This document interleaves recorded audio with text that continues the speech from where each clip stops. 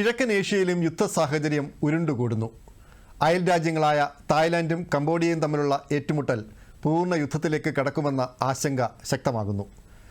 അതിർത്തി പ്രദേശത്ത് 11-ാം നൂറ്റാണ്ടിൽ നിർമ്മിച്ച ഒരു ശിവക്ഷേത്രവും അതിനു ചുറ്റുമുള്ള പ്രദേശത്തിൻ്റെയും ഉടമസ്ഥാവകാശത്തെ ചൊല്ലിയാണ് സംഘർഷം.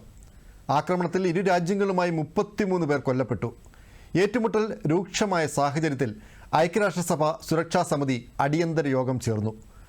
അതിർത്തി മേഖലയിലേക്ക് പോകരുതെന്ന് പൗരന്മാർക്ക് ഇന്ത്യൻ എംബസിയുടെ നിർദ്ദേശവുമുണ്ട്.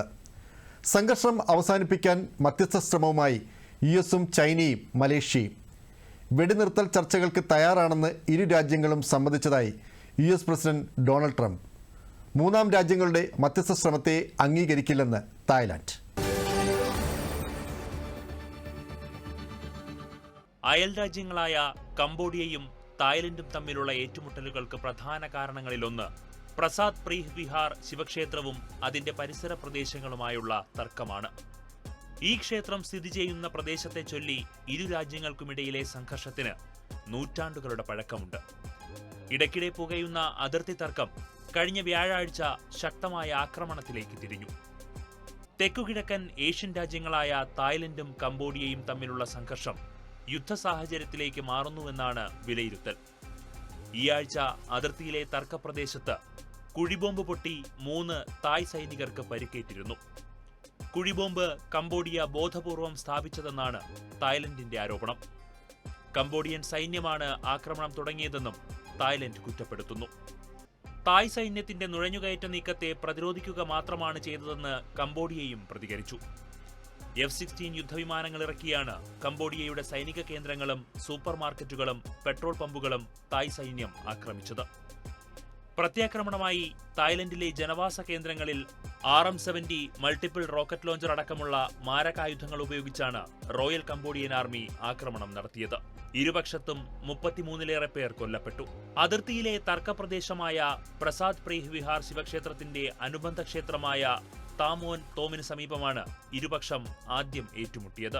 ആക്രമണം കൂടുതൽ പ്രദേശങ്ങളിലേക്ക് കടന്നതോടെ തായ്ലൻഡ് അതിർത്തി അടച്ചു. രണ്ട് രാജ്യങ്ങളും സ്ഥാനപതിമാരെ തിരികെ വിളിച്ചത് നയതന്ത്ര നീക്കങ്ങളെയും ബാധിച്ചു. കംബോഡിയയുമായി അതിർത്തി പങ്കിടുന്ന ജില്ലകളിൽ തായ്ലൻഡ് പട്ടാള നിയമം പ്രഖ്യാപിച്ചു. അതിർത്തി പ്രദേശത്തെ 9 ജില്ലകളിൽ നിന്ന് 1,38,000-ഓളം ജനങ്ങളെ ഒഴിപ്പിച്ചു. ഈ വർഷം ഇരു രാജ്യങ്ങളും തമ്മിൽ നടക്കുന്ന 6ാമത്തെ സായുധ സംഘർഷമാണ് ഇപ്പോഴത്തേത്. ഏറ്റുമുട്ടൽ ആയിരക്കണക്കിന് വിനോദസഞ്ചാരികളെ ഭീതിയിലാക്കിയിരിക്കുകയാണ്. ആക്രമണം നടക്കുമ്പോൾ ഇന്ത്യക്കാർ ഉൾപ്പെടെ 100 കണക്കിന് വിനോദസഞ്ചാരികൾ പുരാതന ക്ഷേത്ര സമുച്ചയങ്ങളിലുണ്ടായിരുന്നു. ഇരു രാജ്യങ്ങളും സംയമനം പാലിക്കണമെന്ന് ആസിയാൻ കൂട്ടായ്മയുടെ അധ്യക്ഷനും മലേഷ്യൻ പ്രധാനമന്ത്രിയുമായ അൻവർ ഇബ്രാഹിം ആവശ്യപ്പെട്ടു. പ്രശ്നത്തിൽ UN ഇടപെടണമെന്ന കംബോഡിയൻ പ്രധാനമന്ത്രി ഹൂൻ മാനറ്റിന്റെ ആവശ്യത്തിനെതിരെ തായ്ലൻഡ് എതിർപ്പ് പ്രകടിപ്പിച്ചു. മൂന്നാം രാജ്യങ്ങളുടെ മധ്യസ്ഥ ശ്രമങ്ങളെ തായ് ഭരണകൂടം നിരസിക്കുകയാണ്.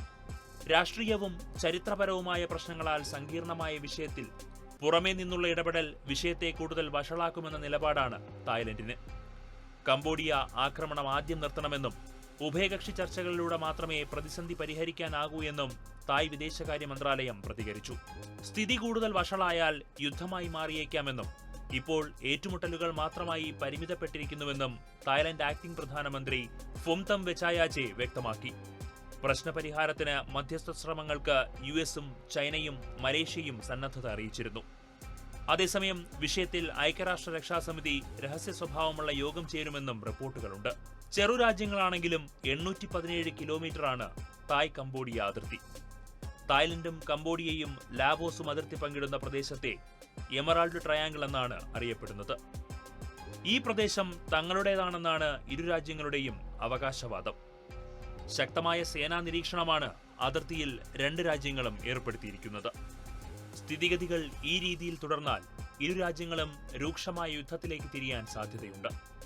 എന്നാൽ ആസിയാൻ കൂട്ടായ്മയിലെ അംഗരാജ്യങ്ങളെന്ന നിലയിൽ തർക്കങ്ങൾ സമാധാനപരമായി പരിഹരിക്കാൻ രണ്ട് രാജ്യങ്ങളും ബാധ്യസ്ഥരാണ്. ഇപ്പോഴത്തെ സംഘർഷത്തിന് തുടക്കമിട്ടത് മെയ് 28-നുണ്ടായ ഏറ്റുമുട്ടലാണ്. തായ് സൈന്യം പ്രകോപനമില്ലാതെ ആക്രമണം നടത്തിയതിനെ തുടർന്ന് തങ്ങളുടെ ഒരു സൈനികൻ കൊല്ലപ്പെട്ടുവെന്ന് കംബോഡിയ ആരോപിച്ചിരുന്നു. എന്നാൽ കംബോഡിയൻ സൈന്യം നടത്തിയ ആക്രമണത്തെ പ്രതിരോധിക്കുകയായിരുന്നു തങ്ങൾ ചെയ്തതെന്നാണ് തായ് സൈന്യത്തിന്റെ ന്യായീകരണം. ഇതിനെ തുടർന്ന് തായ്ലൻഡിന് ശക്തമായ തിരിച്ചടി കൊടുക്കണമെന്ന ജനവികാരം കംബോഡിയയിൽ കരുത്താർജിക്കുകയായിരുന്നു. തുടർന്ന് തായ്ലൻഡുമായുള്ള ഇറക്കുമതി വ്യാപാരം കംബോഡിയ നിർത്തിവെക്കുകയും ചെയ്തു. തായ് മാധ്യമങ്ങൾ നിരോധിച്ചും ക്രോസ് ബോർഡർ ഇന്റർനെറ്റ് ലിങ്കുകൾ വിച്ഛേദിച്ചും കംബോഡിയയും പ്രതികാരം വീട്ടി. അതിർത്തി പ്രദേശത്തെ ചൊല്ലിയുണ്ടായ വിവാദമാണ് തായ്ലൻഡിന്റെ ചരിത്രത്തിലെ ഏറ്റവും കുറഞ്ഞ പ്രധാനമന്ത്രിയായിരുന്ന പെയ്തോങ് തെറൻ ഷിനവത്രയ്ക്ക് രാജിവെക്കേണ്ടി വന്നത്. അതിർത്തിയിൽ മെയ് മാസത്തിൽ കംബോഡിയൻ സൈനികൻ കൊല്ലപ്പെട്ടതോടെ സ്ഥിതിഗതികൾ വഷളായിരുന്നു. വിഷയം ചർച്ച ചെയ്യാൻ കംബോഡിയൻ മുൻ പ്രധാനമന്ത്രി ഹുൻ സെനുമായി ഷിനവത്ര ഫോൺ സംഭാഷണം നടത്തിയിരുന്നു. ഷിനവത്രയുടെ പിതാവും മുൻ പ്രധാനമന്ത്രിയുമായ തസ്കിൻ ഷിനവത്രയുടെ അടുത്ത സുഹൃത്തും കുടുംബ സൗഹൃദവുമുള്ള ഹുൻ സെന്നിനെ ഷിനവത്ര അങ്കിളെന്ന് സംബോധന ചെയ്യുകയും സ്വന്തം രാജ്യത്തെ പട്ടാള കമാൻഡറെ കുറ്റപ്പെടുത്തിയുമാണ് സംസാരിച്ചത്. ഈ സംഭാഷണത്തിന്റെ വീഡിയോ ക്ലിപ്പ് പുറത്തായതോടെ ഷിനവത്രയ്ക്കെതിരെ വൻ പ്രതിഷേധമാണ് തായ്ലൻഡിൽ അരങ്ങേറിയത്. സഖ്യകക്ഷികൾ പിന്തുണ പിൻവലിച്ചതോടെ പ്രധാനമന്ത്രി പദവിയിൽ നിന്നും ഷിനവത്രയ്ക്ക് രാജിവെക്കേണ്ടി വന്നു. പ്രസാദ് പ്രീഹ് വിഹാർ എന്ന പുരാതന ഹിന്ദു ക്ഷേത്രത്തെ ചൊല്ലിയാണ് തായ്ലൻഡും കംബോഡിയയും തമ്മിലുള്ള അതിർത്തി തർക്കം.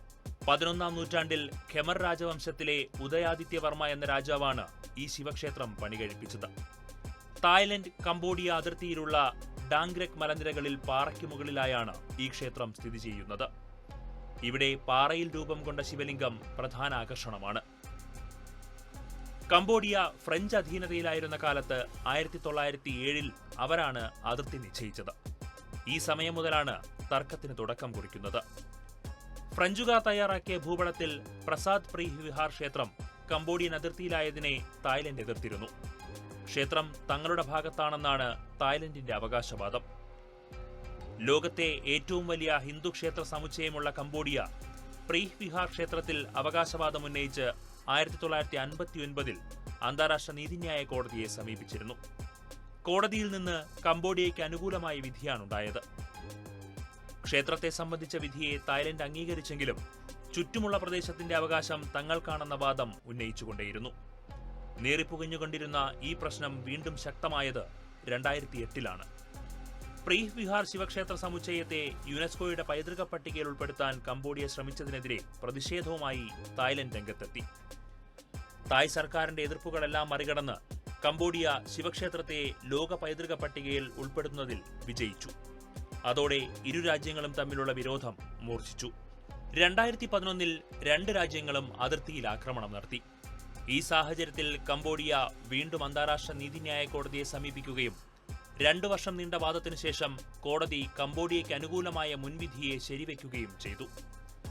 ലോകത്തിന്റെ വിവിധ ഭാഗങ്ങളിൽ നിന്ന് ദിനംപ്രതി ആയിരക്കണക്കിന് ആളുകൾ സന്ദർശിക്കുന്ന ക്ഷേത്രം പക്ഷേ നൂറ്റാണ്ടുകളായി തായ്ലൻഡിനും കംബോഡിയയ്ക്കുമിടയിൽ പുകയുന്ന പകയുടെ കനലാണ്.